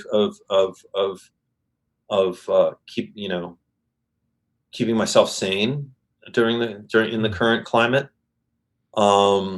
But it was also an opportunity to get out there with my portable gear. While we're talking about portable gear, Roland's. I mean, I sound like an ad, but this is stuff I'm using. This isn't product placement. No one is paying me. Maybe there's a certain amount of influencer going on, but I only use stuff I like. You can't give me something I don't like and have me. I have no use for it. Right. It's like the Volcas I love. The iOS stuff that Korg is doing, I love. Roland's RO7. I love it. By the way, you got me to buy one of those. You love it? Is it amazing? You wrote the review on it. Yes. And I was looking for something. I love it. It's so small. It turns right on. It's there. It's ready to go. It's no menus to really get through. No. And it sounds great. If you have an iOS device, you can control it from your watch or your phone. The other thing is there are other portable recorders out there with, let's just say XY mic combinations. But whenever I see one of those, I'm like, well, I know I'm gonna be hiking, or it's gonna knock around in my messenger bag or my backpack, and I'm gonna break something. Yeah. But the Roland, you can't. It's like you can't break it. It's like it's almost unbreakable. It's compatible with iOS. You love it. I love it. Oh yeah. It's right next to me. Look at this. I keep it in my laptop bag. There you go. Whenever I need it. And there it is. In this nice little velvet case. Real simple thing. But it's because you always thought that I have don't want to scratch it up. But yeah. Oh, this thing. Yep. And it gets a really good stereo spread. I mean, and it's got that weird little limiter in it too. That there's this weird hybrid limiting thing where the limiter kicks on. It will actually somehow intelligently splice anything that is blowing it up instead of clipping. Yeah. That saved me a few times. It will intelligently splice it so that you can get the full dynamic range, except when you're peaking. It's a very smart little unit. Love that thing. I've recorded just jam sessions with drums and guitars and forgotten to get my levels right, and it still sounded pretty good. Yep, yep. There's another one that I actually is iOS compatible. And you might, I don't have, it's in the other room, and I don't want to go off camera, but there's another one that's iOS compatible that you should look at and find online. It's called the Mixer Face. I didn't name it. The Mixer Face R4. And oh my gosh, it's iOS compatible. You plug it into your iPad, and those preamps, like if I wanted to take a legitimate microphone with me and do some like hardcore field recording, or I mean, like I said, if I go to this festival called Flipside in Austin, which is like a little kind of like Burning Man in the hills, if I want to record somebody, if somebody wants to get their acoustic guitar and I want to mic that and do an impromptu recording, that's the box I'm going to use. It's called the Mixer Face R4, and it has built-in preamps. It's lithium polymer batteries, so it's got like crazy battery life. Phantom power, low cut filter. I mean, it's amazing, like what a high quality portable mic, audio I/O device is. But it's iOS compatible, which is the key here. If I want to use it with like Korg Gadget or something like that. Nice. So you'll put on your Mixer Face and get to work. Put on your big boy pants and your Mixer Face, and there you go. Yeah. Anyway, I hear you on that though. Like getting in a new location, I find that inspiring. I mean, sometimes even if I just go in a different spot in the house or even in the room, it makes a big difference. But to get out and be in a new environment, there's just a lot to be said for that. Well, that's what the laptop did really well for me. I did writing everywhere, the whole writing at a coffee house thing. But you can do that. I mean, music is some can be sometimes a little personal. So for me, it's more about field recording. But at the same time, no, changing your environment, regardless of what your art form is, if you're doing graphic design, if you're doing writing, if you're doing music, changing your environment, even if it's going into another room in the house or out on the porch or something like that, you'll get different ideas. You'll be inspired by different things. You will, for whatever reason, your brain will operate in a slightly different manner, and you'll get new ideas. Yeah. So, yep. The van is just a very extreme version of that. But that's fun, I mean, and then you're getting out. Like you can become quite the hermit doing music after a while. I mean, stuck inside on sunny days that you're outside, open those doors, right? And just, looks fun. Looks like a lot of fun. I've seen the pictures on Instagram.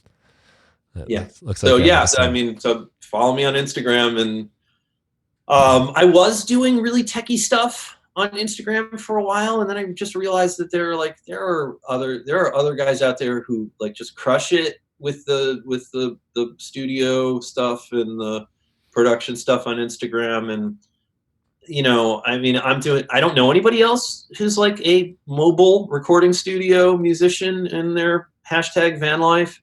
So I'm just kind of everybody's got to have. I'm not getting paid for it. I'm not, I do it because I think maybe, it gives people an opportunity to see what is actually possible with this life thing. Yeah, it's inspiring. When I first got my OP1, a long time ago now. I haven't brought mine on the trip yet. I should. That would be fun. I put it inside this little bag I have on my bicycle, and I rode out to the woods and sat down by a stream, and just made track. And I recorded the stream. I got that sound in there, and I think I did like a little vocal that also got the stream. Because that little microphone on there, and like it was just great, and it was. Still to this day, like I remember that moment where there's so many other music making experiences that blur together, but that was just the ease of that thing, and I've used it so much because of how easy it is to carry around. Even just recording, like plugging a microphone into it and putting headphones in and making like rock band music with it. Yeah. It's because you just move around with it. It's so easy. It's so fun. You can't put a price on inspiration. Yeah. You cannot put a price on inspiration. And it like goes back to what we said earlier, like when it's that ease of use thing Yep. is just makes all the difference. Whether it's synths or recording gear, anything that gets you have the idea, you start working on the idea comes out, you've got something to work with. That's the goal. I mean, that's how an actual musical instrument works. Or when I say actual, you know what I mean? Yeah. You know, or that's how an actual, like, it's like an actual, rather than doing graphic design in Photoshop or whatever, when you actually get a piece of paper and a pen and you draw something, that's a different experience. And the closer you can get to that experience, the more inspired, hopefully, that you will be. I know the closer I get to that experience, the more inspired I am. Yeah. I had that experience with my acoustic guitar recently. I hadn't picked it up in like a week. And I picked up the guitar and I'm playing. Like I didn't plug anything in, set it up. It's just going. And it was a funny, obvious realization, but it was still like pretty big. It was just like, man, this is just nice. I didn't turn anything on. I didn't have to plug in the speakers, and it was just going right off the bat. Like we're just going at this point. Just going. I think this is like I'm starting to feel a need to make dinner. Yeah, well, I do want to be respectful of your time. You've already been quite generous in the past, and now here we are again. Conversation, dude. This is what it was like when we ran into each other at Loop. It's like, you know, it's like I had a million things I had to cover for the magazine, and it was like, no, I want to talk to Brian. It's more fun to talk to Brian. Yeah, well, thanks. That's nice to hear. Well, let me ask you, what's next that you can reveal?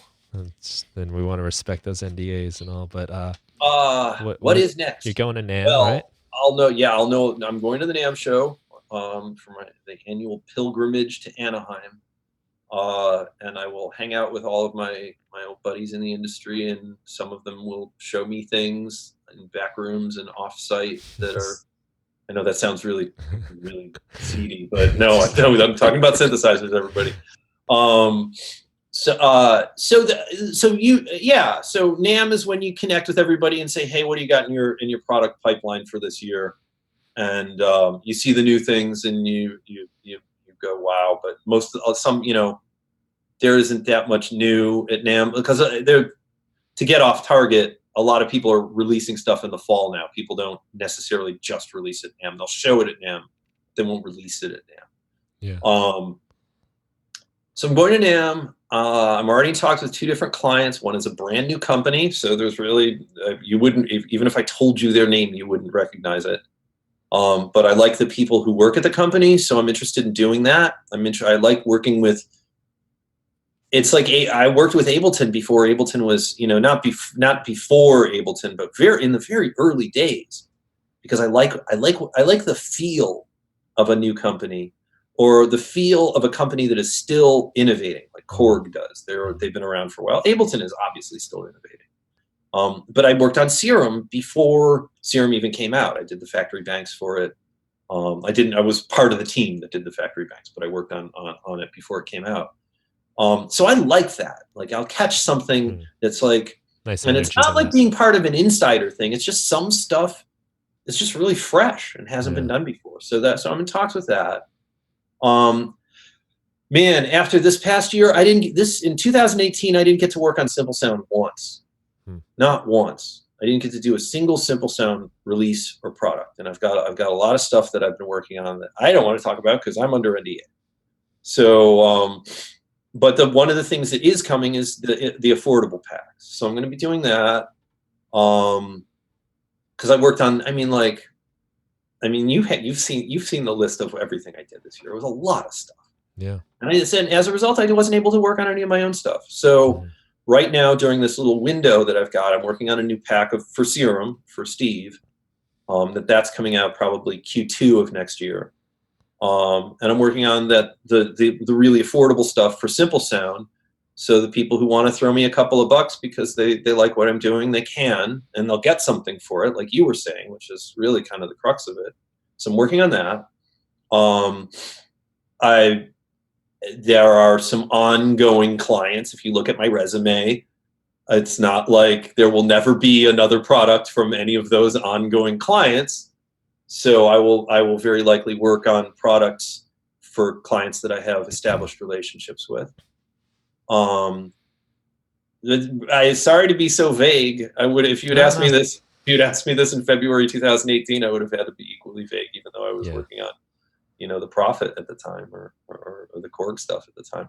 And again, that's what we were talking about earlier with NDAs. You've gotta, that's your part of your gig is not being able to is being one of Santa's elves and not being able to tell anybody what they're getting for Christmas.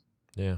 Well, you got to respect that, and it's good that there's people like you that can be counted on for that. But the simple sound stuff, I'll tell you, the simple sound stuff, I will price it according to what I think it's, not just, none of the stuff I do is cheap, but I will, part of it is I want to make stuff. Even when I was doing my the analog collection and the FM collection, I was doing it. I always wanted to keep my products affordable. So I'm doing these new things so that they're useful. I don't like using products that aren't useful. So I try to, so there's some neat stuff. One of them involves the AMS files that we were talking about earlier. Nice. So, yeah. That's cool.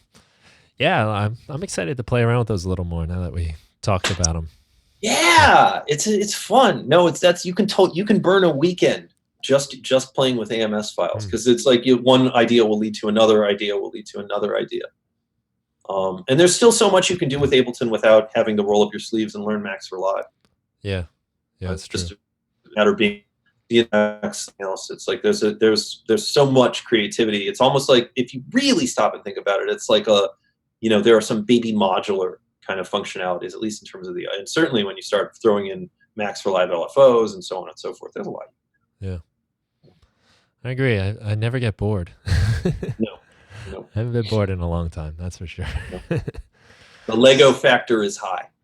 Yes. Awesome, man. Thanks so much. Thank you.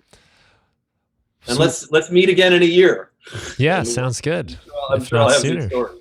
Yeah. Thank you for letting me be and on that note, thank you for inviting me back. I mean, it's like, I wasn't expecting to do video today, but it worked out, and we're at like 2.5 hours now. So there's gotta be a director's cut, as well as, like, I don't think anybody can put up with our yammering for 2.5 hours.